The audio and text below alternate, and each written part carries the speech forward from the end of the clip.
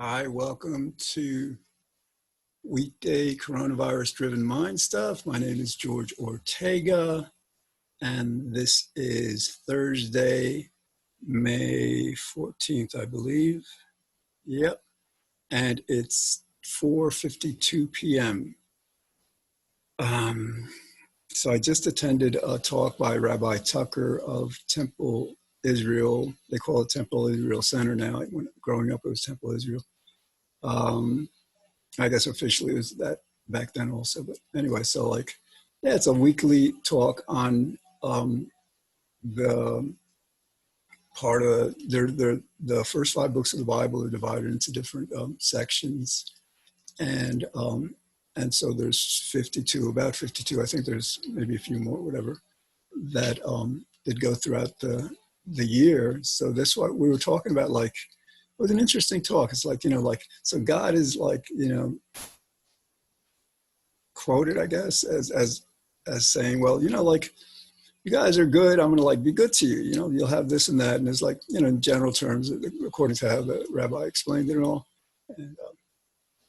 And then like, if you're bad, then I'm going to do this, this, and this and that, including like having you eat your kids, which is like, that's like, so basically I think what God was doing is like, he was saying, hey, listen, it's really important for you to be good.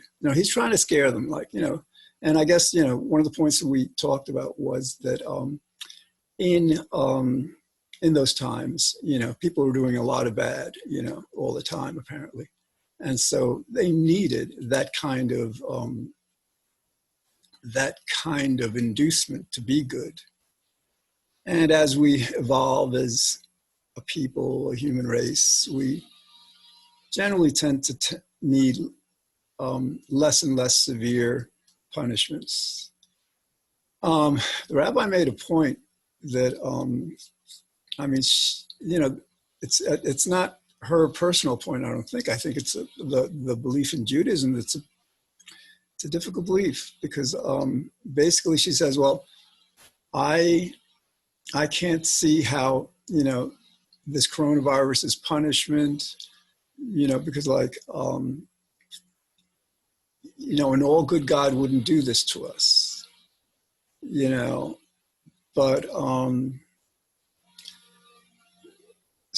there's somebody's like making a lot of noise out there. Hold on.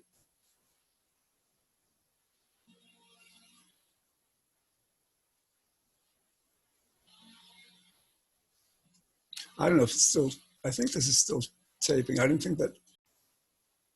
All right, we're going to continue. And if the noise keeps making noise, then so be it.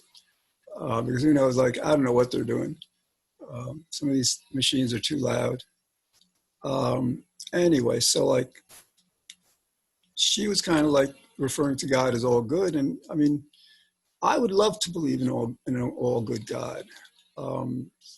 But that's not what the Bible teaches. That's not what the Tanakh teaches, what the Chumash teaches, and well, actually, no, the Chumash, I'm not sure. That Chumash is the first five books. I'm not sure whether actually, I've got to look into that because like in Isaiah, God says to Isaiah, I create good, I create evil. It's right there. So, and I mean, the much stronger evidence for God being both good and evil. And we may have to redefine goodness and evil in a certain sense, perhaps. But the idea is that if God is the creator of the universe and the governor of the universe, supreme, sovereign, then what God wants to happen happens, and what God doesn't want to happen doesn't happen.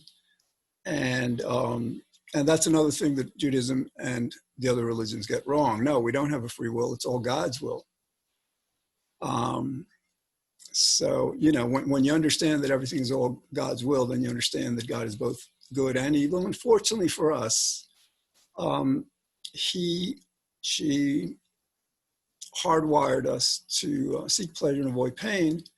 And for most of us, for many of us, for most of us, our lives are happy. We we enjoy many more blessings than we receive curses.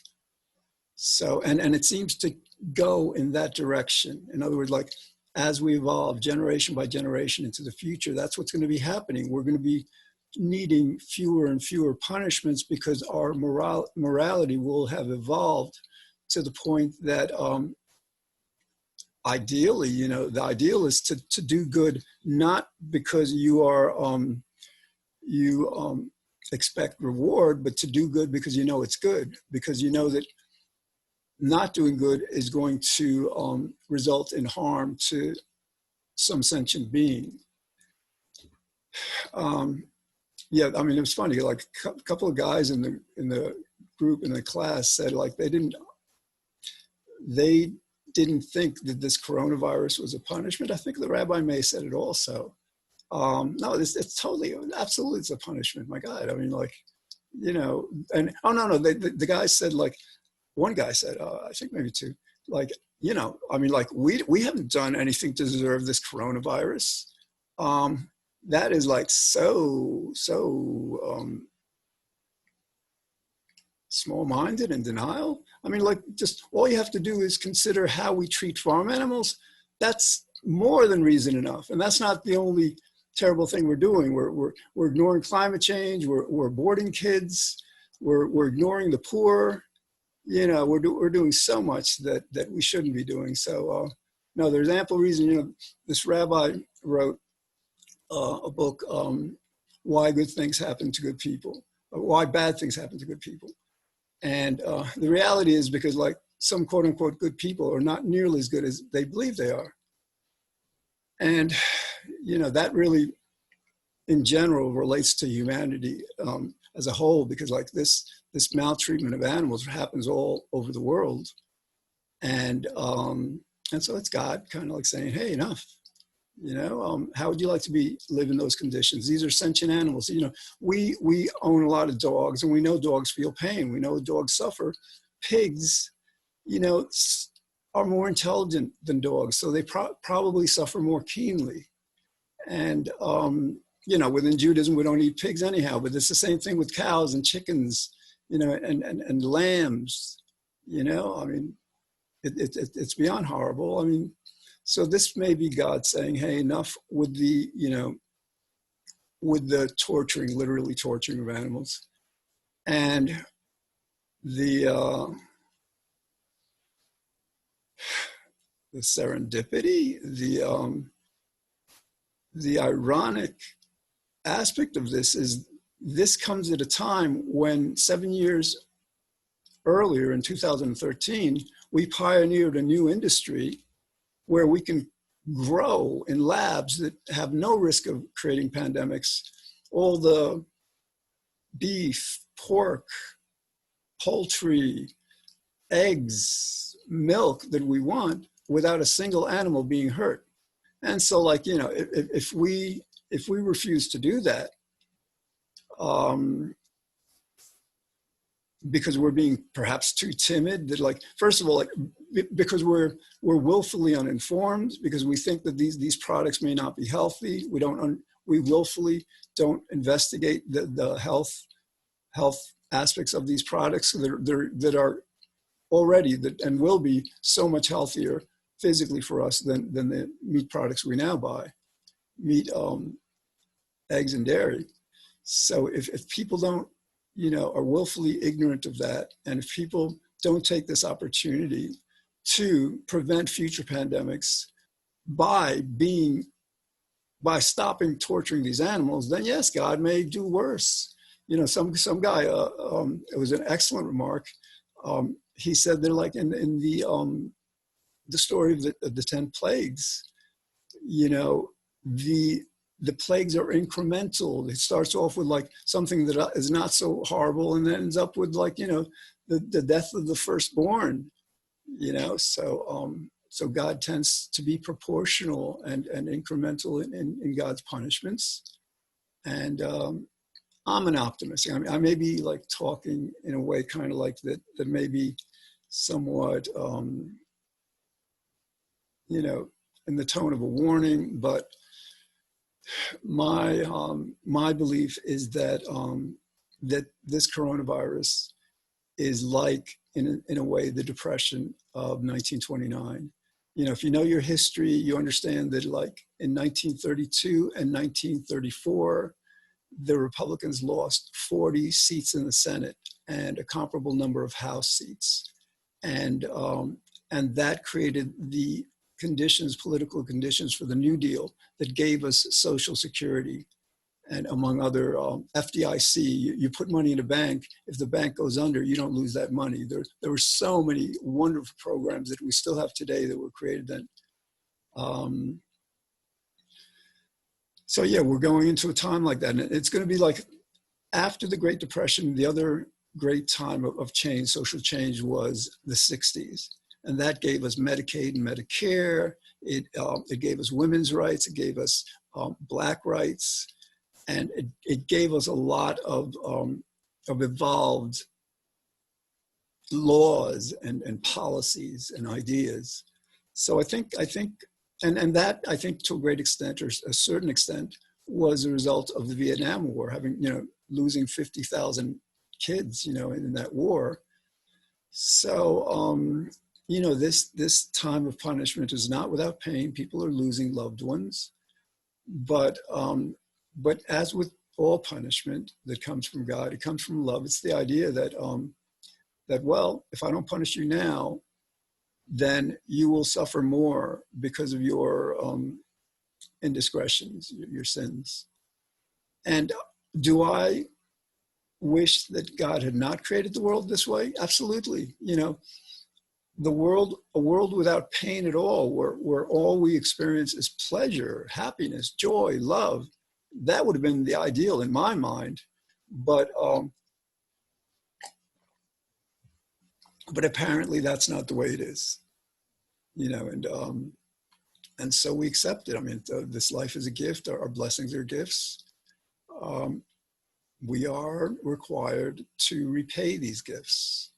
For example, another reason I think this coronavirus is happening is that we are ignoring future generations, our children, our grandchildren, especially our great-grandchildren, who will live in such a hotter place, less habitable, because we together willfully ignore this. You know, we could stop the corporations from stopping our politicians from taking the action that's required. We don't care enough. And so this coronavirus is teaching us to begin caring again, if not for the love of each other, then for the fear of the pain that it causes. All right, well, enough with the sermon. All right, okay, so like I got about 15 minutes left. So yeah, I'm you know, I'm at the Wailing Wall in Jerusalem, wall of the Second Temple before it was destroyed. Pretty cool photo. Let me see if I don't think, hold on. I may want to transport to Tel Aviv, you know, just like zoom out. I may be able to do this. Hold on. It'll take a second. I just got to like add an image. This is like the virtual background in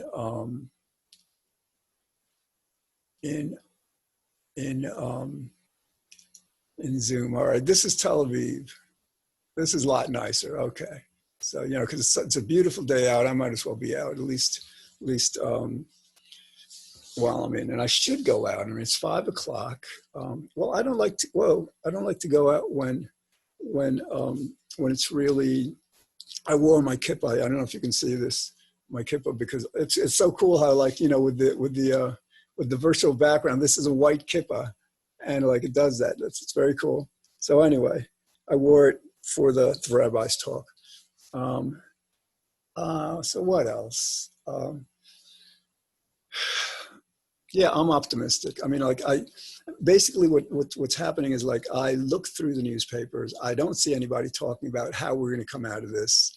People are ignoring it, denying it, you know, but it's pretty clear what's going to happen. You know, there's 36 million unemployment claims, 3 million more this past week. Goldman Sachs predicted that unemployment will go from our current 15 percent, yes, to 20 to 25%. You know, others had predicted that it would go from 15 to 20% by the end of this month. But Goldman Sachs is suggesting that it's going to go, you know, higher. And 25%, incidentally, is the percentage of unemployed during the height of the Great Depression. So this is not an ordinary recession. This is like, we are entering a depression. And the good thing is that in 32, it was all an experiment. You know, Franklin, Delano, Roosevelt, FDR, Delano, Roosevelt, amazing man, you know, like a hero. You know, I mean, like perhaps our best president. Yeah, I would think definitely our best president. And he did, you know, not everything he did was good, but just, you know, the world he set in motion. And it wasn't him, it was like the circumstances that, you know, another president might have done the same thing. Or maybe not, maybe like, you know, he rose to that position he was fated to because he had the ability. So anyway, during that era, they created so much good. And again, you know, in the 60s. So we're moving into another era like that we have to stop farming animals. We have to address climate change.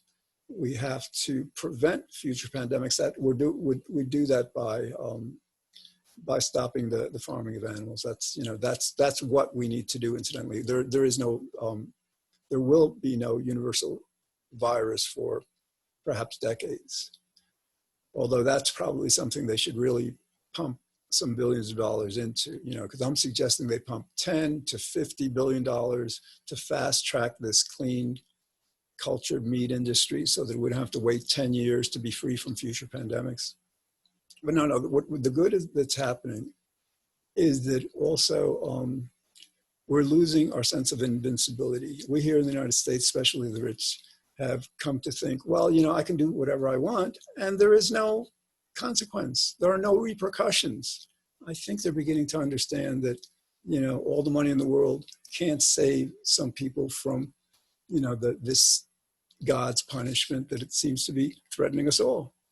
You know, I mean, if if an individual may not die, you know, a person close to them may die, you know, or a friend, you know, an associate. So, and plus, you know, the economic toll. I mean, you know,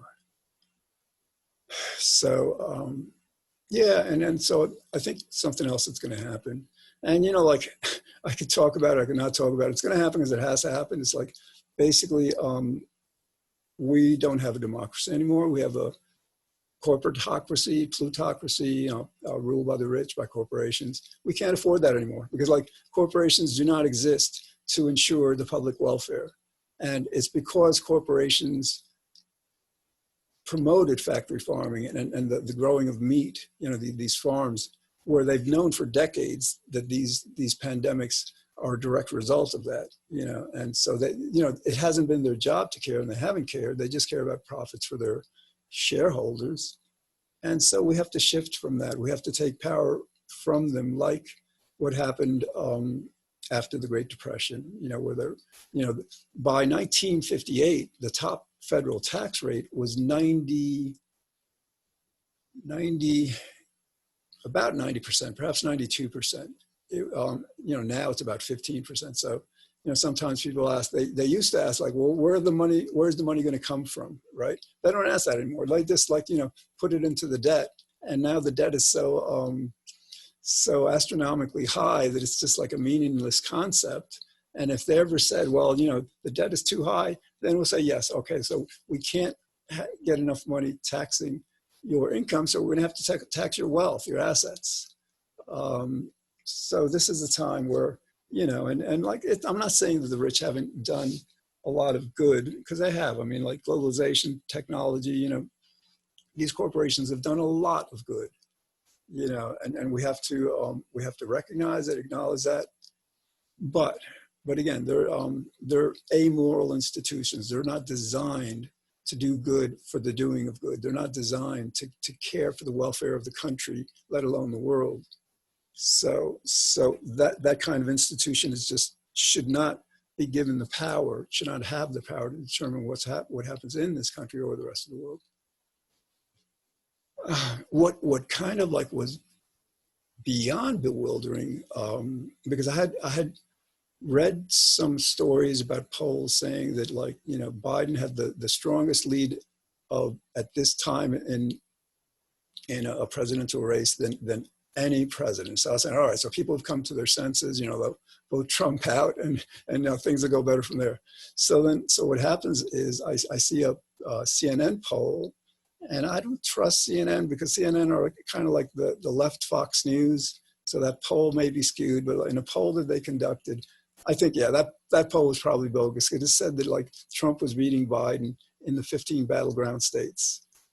You have to, and actually, you know, I mean, like, a strategy may be to allow Trump, you know, in other words, like, the Democrats are laying low. They're allowing Trump to rise as high as he can, you know, then in August, September, October is when we just remind, you know, the people that we're in this situation, unemployment and all, because he refuses to take science seriously, and because he still hasn't basically enacted the War Powers Act that would mandate, you know, command certain companies, factories to create the masks and tests that we need, that without the more people die. So between that and just like his, I mean, all the horrors, I mean, like the way he has demeaned our country, demeaned, you know, what we stand for. So much more than that.